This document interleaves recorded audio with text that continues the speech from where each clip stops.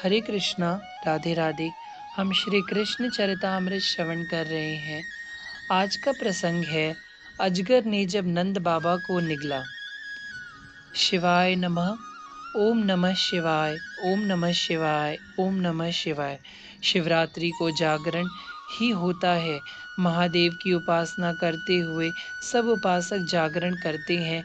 उस समय मंत्र जाप या ध्यान जो रुचि हो वही उपासक करता है।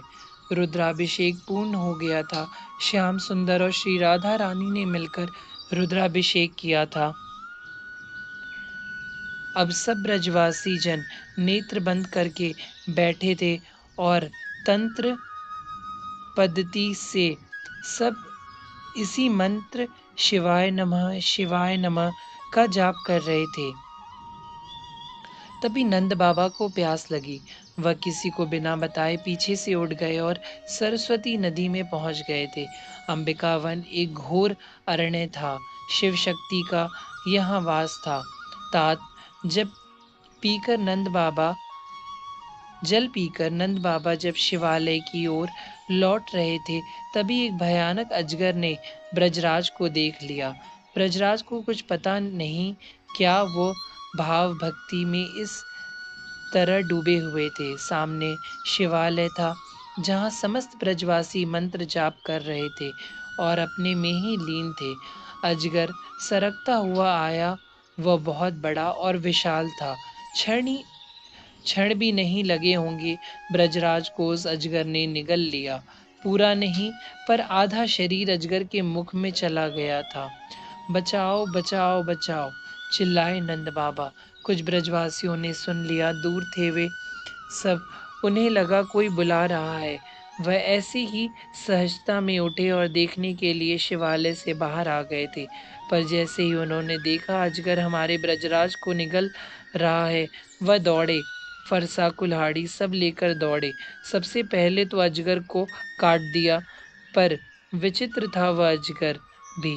आधा काटने पर भी वह ब्रजराज को छोड़ नहीं रहा था।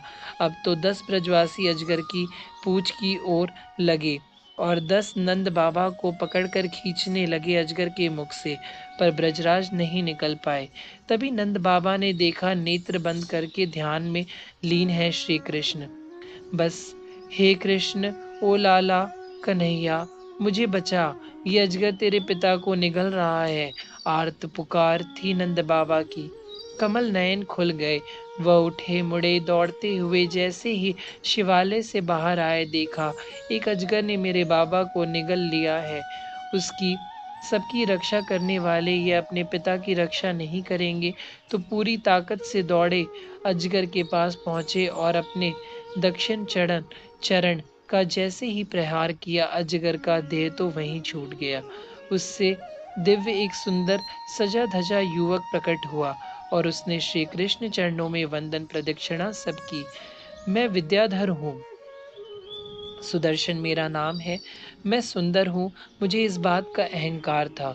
वह दिव्य पुरुष तो सबके सामने हाथ जोड़कर कन्हैया को अपना इतिहास सुनाने लगा था। अहंकार था मेरे अंदर तो मैंने एक दिन अष्टावक्र ऋषि को देख लिया। अहंकार से ग्रस्त मैं सुंदर, अति सुंदर, और ऋषि अष्टावक्र कुरूप।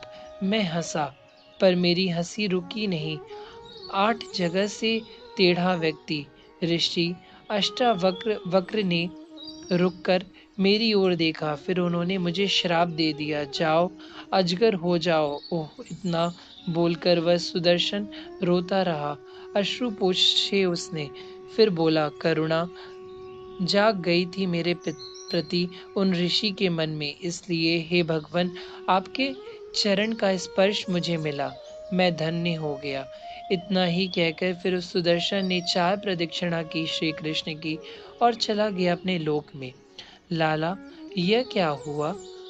मनसुख आदि आश्चर्य से पूछने लगे। लाला, एक पैर से तैने उस अजगर को मार दिया, और वह कौन था?